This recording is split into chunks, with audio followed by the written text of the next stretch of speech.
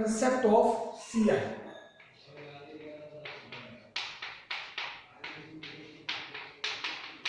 CI का concept होता है एक्चुअली जैसे आपने पढ़ा था एसआई क्लास 7 में, इसी से रिलेटेड होता है सीआई।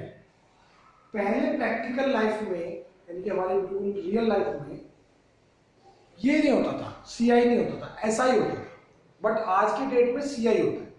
ठीक है, कैसे कि जैसे आप कोई मनी इन्वेस्ट करते हो या फिर कोई मनी बोरो करते हो किसी भी फाइनेंशियल इंस्टीट्यूट से, बैंकिंग से या कोई कोऑपरेटिव बैंक से, कोऑपरेटिव सोसाइटी से या कोई अपनी फ्रेंड से, कोई भी लोन लेते हो या कोई मनी डिपॉजिट करते हो पोस्ट ऑफिस वगैरह, तो पहले क्या होता था, एक फिक्स अमाउंट पे परसेंटेज लगता था, वो हर महीने इंक्रीज नहीं होता था जितना होना चाहिए।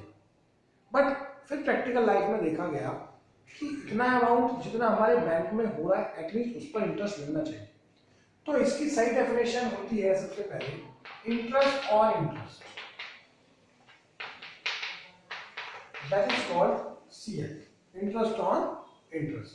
अब इसको एग्जांपल से, मैं छोटे एग्जांपल से आपको एक्सप्लेन करता हूं। This is SI, this is CI. If I have taken first year and I have deposited 100 rupees in a bank, SI bank मैंने कर दिया HDFC और CI बैंक मैंने कर दिया ICICI। तो क्या होता था कि हमारा जो बैलेंस है 100 रुपीज पे इंटरेस्ट कैलकुलेट होगा, तो 100 रुपीज पे SI हमें 10 रुपीज लग रहा है और यहाँ पे 10 रुपीज लग रहा है, क्योंकि दोनों का परसेंटेज सेम है। ये 10% इंटरेस्ट देता है और ICICI भी 10% की इंटरेस्ट देता है पर एनम मतलब 1 ईयर का। तो फर्स्ट ईयर में तो SI और CI दोनों सेम होंगे, इनमें कोई भी डिफरेंस नहीं होने वाला। ठीक है, दूसरा क्या है कि अब हम नेक्स्ट ईयर जाते हैं। अब ऐसा ही कहता है कि जब तक आप अपने इन्वेस्टमेंट को इंक्रीज नहीं करोगे, मतलब अपने बैंक में कोई पैसा डिपॉजिट नहीं करोगे अपने अकाउंट में, तो ये एवरी ईयर 10 रुपीज ही आपको इंटरेस्ट मिलेगा। फर्स्ट ईयर में भी, सेकेंड ईयर में भी, थर्ड ईयर में भी, फोर्थ ईयर में, एंड सो ऑन। मतलब जब तक आप कोई पैसा डिपॉजिट नहीं करोगे तो आपका इंटरेस्ट इंक्रीज नहीं होगा। बट आजकल की लाइफ में, प्रैक्टिकल लाइफ में सीआई क्या है? सीआई कहता है कि भैया आप कैसे कर दोगे आप ऐसा? ऐसा तो पॉसिबल ही नहीं है। आपने फर्स्ट ईयर में मेरे बैंक में 100 रुपीज डिपॉजिट करी, मैंने आपको 10 रुपीज दे दिया, तो नेक्स्ट ईयर तो आपका बैलेंस 110 हो गया ना। तो जो इंटरेस्ट नेक्स्ट ईयर या नेक्स्ट मंथ में कैलकुलेट होगा, जो भी इनका बेसिस होता है, क्वार्टर, हाफ ईयरली, ईयरली, वो तो 110 पे कैलकुलेट होगा। तो नेक्स्ट ईयर आपका इंटरेस्ट मिलेगा 11 रुपीज। अब उससे नेक्स्ट ईयर आपका बैलेंस होगा 121। अब आपको जो इंटरेस्ट मिलेगा वो 121 में मिलेगा, दैट इज 12 रुपीज या 13 रुपीज, जो भी कैलकुलेशन आएगी, वो तो मैं एग्जांपल ले रहा हूं।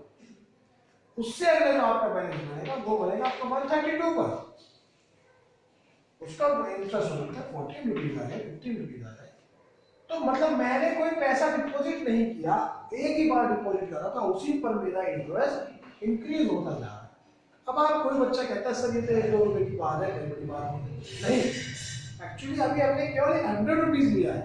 जब हम मुकेश अंबानी की बात करेंगे या बिल गेट्स की बात करेंगे तो ये 100 करोड़ में चला जाता है मैटर, 100 नहीं रहता अभी। तो जब ये 100 करोड़ में चला जाता है तो यहाँ पे 1 करोड़ और 2 करोड़ और 5 करोड़ तक बात चली जाती है। अगर उसने 5 ईयर तक डिपॉजिट करा तो उसे कम से कम 5 करोड़ रुपए का डिफरेंस रहता है। तो जितना बड़ा अमाउंट आप डिपॉजिट करोगे उतना ही डिफरेंस आएगा। तो इसीलिए आज की लाइफ के डेट में आपका जो बैंकों में इंटरेस्ट कैलकुलेट होता है या आप लोन पे करते हैं, वो आपको सीआई के बेसिस पे होता है, ना कि एसआई के बेसिस। ठीक है, ये हमने क्लास 7 में पढ़ा था और ये हम क्लास 8 में। सीआई का जो कंसेप्ट है ये तो था आपका एग्जांपल से दोनों का डिफरेंस समझा कि आज की लाइफ में क्या प्रैक्टिकल है और हम इसे क्यों पढ़ेंगे, क्योंकि प्रैक्टिकल लाइफ वाले क्वेश्चन है, प्रॉफिट एंड लॉस, बिजनेस वाले क्वेश्चन है और सीआई।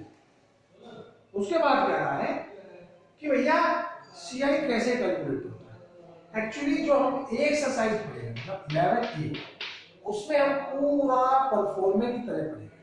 परफॉर्मा मतलब कि पहले फर्स्ट ईयर का एसआई निकालो, फिर सेकंड ईयर का एसआई निकालो, फिर थर्ड ईयर का निकालो, उसे लास्ट में प्लस कर दो। मैं आपको समझाऊंगा, आई विल एक्सप्लेन इट।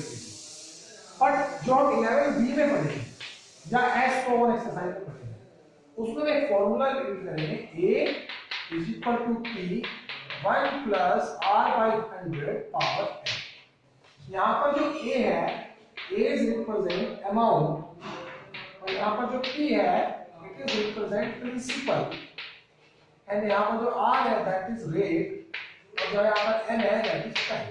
ये टाइम पर कि आपने कितने प्रिंसिपल, प्रिंसिपल ये नहीं है स्कूल का प्रिंसिपल, प्रिंसिपल मतलब आपने कितने रुपए डिपॉजिट करे या कितने रुपए बोरो करे।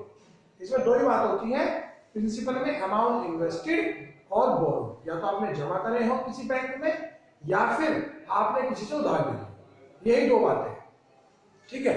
उसके बाद इसमें कहता है रेट, किस रेट पे इंटरेस्ट मिल रहा है या दे रहे हैं, चार्ज कर रहे हैं। किसान बैंक का डिफरेंट डिफरेंट होता है, कोई 5% होता है, कोई 10% होता है, कोई 15% होता है। टाइम, आप कितने टाइम के लिए डिपॉजिट करें, 1 ईयर, 2 ईयर, 5 ईयर, 10 ईयर, कितने साल के लिए लोन लेंगे, 1 ईयर, 10 ईयर, 5 ईयर, 15 ईयर, तो टाइम।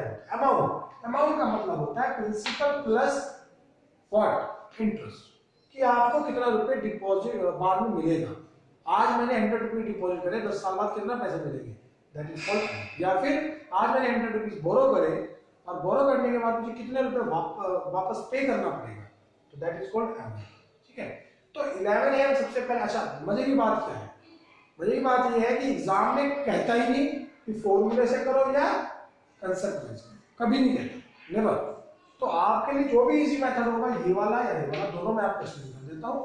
बताइए, बी में करूंगा, ए में आपको मैं वही करूंगा जो मैं सेवंथ में पढ़ा है, सेम, ठीक है, वही हमें एक्सप्लेन करना है और उसी को हमें सोल्व करना है।